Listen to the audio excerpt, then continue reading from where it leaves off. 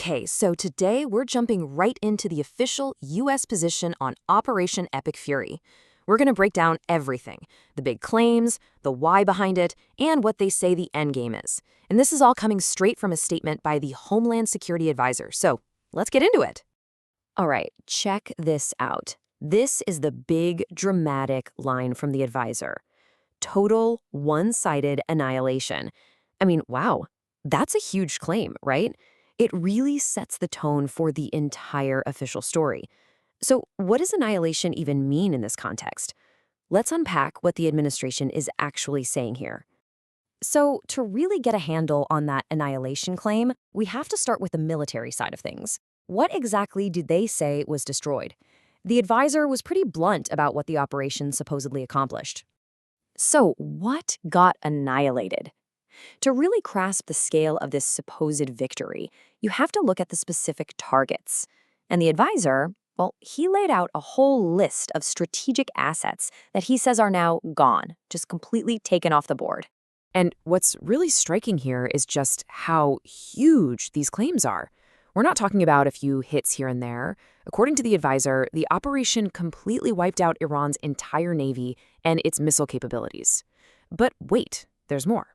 He also said it delivered devastating strikes to the IRGC's command structure. That's Iran's Revolutionary Guard. And then he claims that working with Israel, they took out the nation's sinister leadership. A total wipeout. That's his word for it. And this quote right here, it really paints a picture, doesn't it? This isn't some dry military report. He's using this really vivid, almost rhythmic language, ship after ship, launcher after launcher, to describe what he says was a step-by-step takedown of Iran's entire military machine. Okay, so the claims didn't just stop with ships and missiles. Nope. The advisor then turned his focus to the state of Iran's political leadership after the operation. And here's the core political punchline. He says the leadership class of this evil regime has been wiped out. Notice the wording again. Not just damaged, not just disrupted, but wiped out. That's a message designed to signal a massive, fundamental shift in who's running the country. Naturally, the conversation then zoomed in on the big question. What about Iran's supreme leader, who the interviewer called Ayatollah Jr.? And the advisor's answer? Well, it was all about planting seeds of doubt. So here's the key takeaway. Instead of confirming or denying anything, the advisor just kept pointing to what's missing. He's like, hey, nobody has seen the guy. There's no proof of life. He hasn't popped up on TV.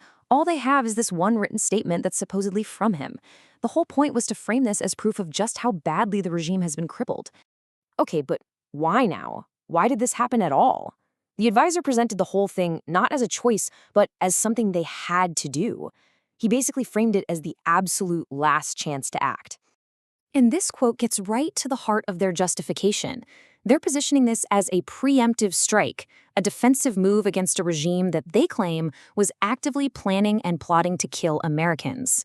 The message is crystal clear. It was either act now or it would be too late. Then he laid out this kind of choose-your-own-adventure scenario, presenting two very different futures. Path A, you do nothing. The result? A nuclear Iran, flush with cash, armed with long-range missiles, and being a terror to global commerce. Path B, the one they took, that leads to what he calls a dying, decaying, thrashing regime, with a military that's falling apart. It's a really stark contrast. Of course, anytime you have a huge conflict near the Strait of Hormuz, everyone's first thought is oil prices, right?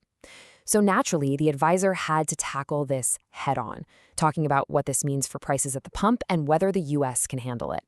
So the big question is, if that strait gets shut down and oil prices go through the roof, what's the plan? Well, the advisor's entire argument hinged on one big idea: American energy dominance. And his argument all starts with this one number, 2%. He says that's all of the world's oil that Iran produces, just 2%. The idea is to make them seem like a much smaller player on the world stage than you might think. Then he puts that 2% right next to America's production. He makes a big point of saying the U.S. is the #1 producer of oil and fossil fuels on the planet. And that, he argues, gives America staying power in a crisis like this, a power that Iran just doesn't have. So what are they actually doing to keep prices down? He laid out a 3-step plan. Step 1, Get all the unsanctioned oil that's already floating around out there into the market. Step 2, push American producers to drill for more.